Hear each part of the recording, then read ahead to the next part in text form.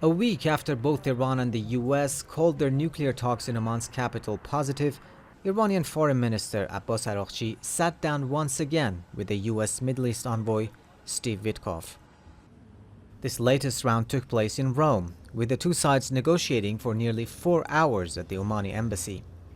Like before, the talks were indirect, with an Omani official shuttling messages between them. By the end of the meeting, it was clear the talks had been constructive.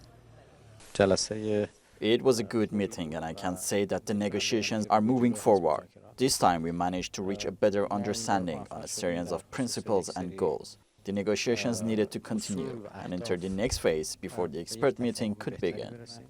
That sense of progress came as a relief, since Iran had entered the talks with caution, concerned about a possible U-turn in the US position, especially after Witkoff stated that Tehran would not be allowed to enrich uranium. Tehran had warned that this reversal could derail the negotiations.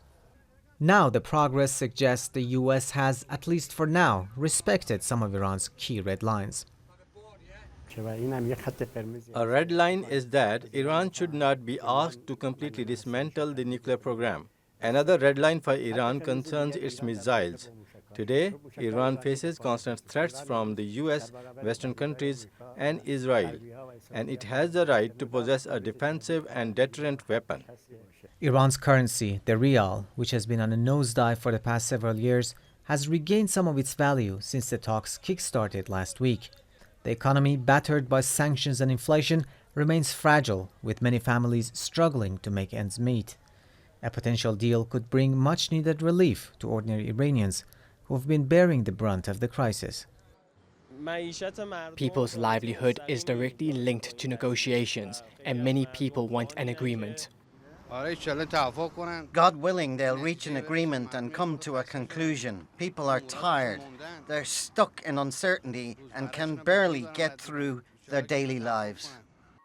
Iran says it wants these talks to lead to an enduring agreement, but also insists the US is not a trustworthy party, pointing to Washington's withdrawal from the 2015 deal. The recent breakthrough has caught many observers by surprise.